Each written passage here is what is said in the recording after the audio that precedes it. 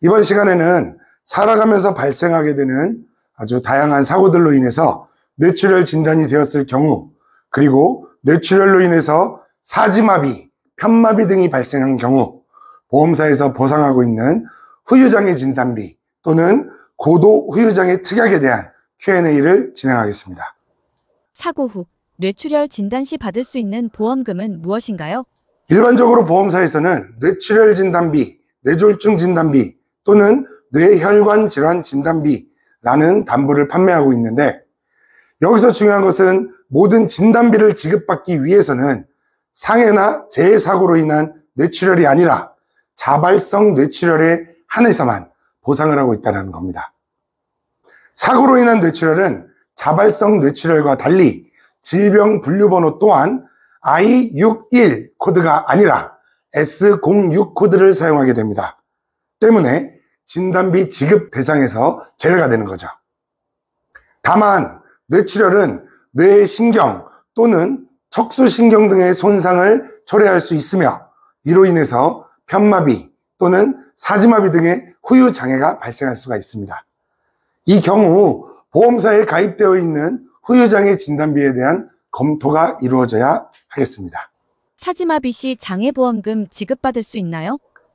결론부터 말씀드리자면 100% 받는다는 보장은 없습니다. 그 이유는 보험약관과 장애분류표에서 찾을 수 있습니다. 통상 사지마비 같은 경우에는 장애분류표에 있는 일상생활 기본 동작 제한, 그 평가표라는 것을 사용하게 되는데, 그 기준들이 굉장히 까다롭습니다. 가장 먼저 사고 후에 1년, 12개월이죠. 12개월 동안 지속적인 치료를 받고 나서만 후유장애를 평가할 수 있다는 겁니다. 더불어서 12개월이 지났다 하더라도 계속적으로 재활치료를 받으면서 환자의 상태가 호전되고 있다면 다시 그때로부터 6개월을 유보하게끔 그 내용이 명시가 돼 있어요.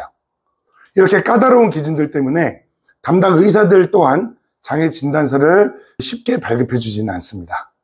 현장 조사가 진행된다는데 그게 뭔가요? 기본적으로 보험사에서는 후유장애 진단비가 청구되면 거의 무조건 100%라고 생각을 하시면 돼요. 현장 심사가 진행된다고 보면 됩니다.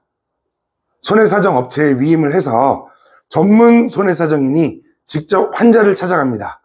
그래서 환자의 상태를 살펴보고, 그 다음에 또 환자가 치료했던 담당 의사를 만나서 호전 가능성에 대해서 물어보기도 하고, 마지막으로는 환자가 치료하지도 않았던 다른 병원, 제3의 병원, 대학병원에서 의료자문을 진행하기도 합니다.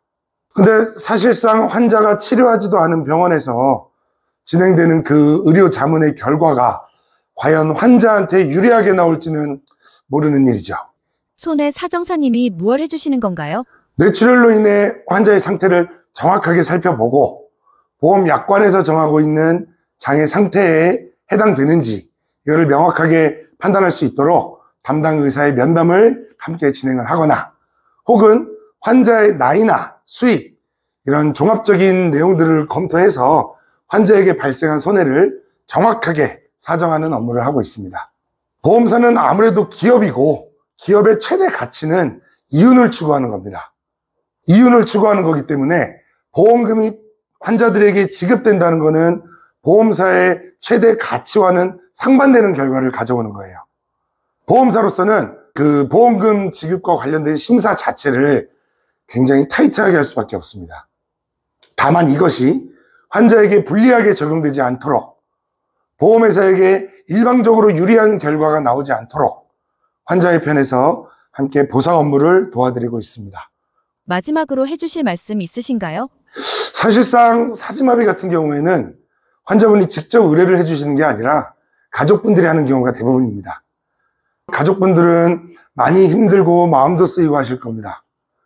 또 그 누워있는 우리 가족을 간병하면서 같이 또 지치고 힘들게 되기 때문에 보험과 관련된 업무는 전문가에게 맡기는 것이 보험금을 더 제대로 받는 결과뿐만 아니라 아주 힘든 가족들에 대한 위로 또한 될 수 있을 거라고 생각합니다. 아프지 말고 다치지 마시되 전문적인 영역에 있는 보험과 관련해서는 꼭 보험 전문가, 보상 전문가 통해서 올바른 보상 받으시기 바랍니다. 감사합니다.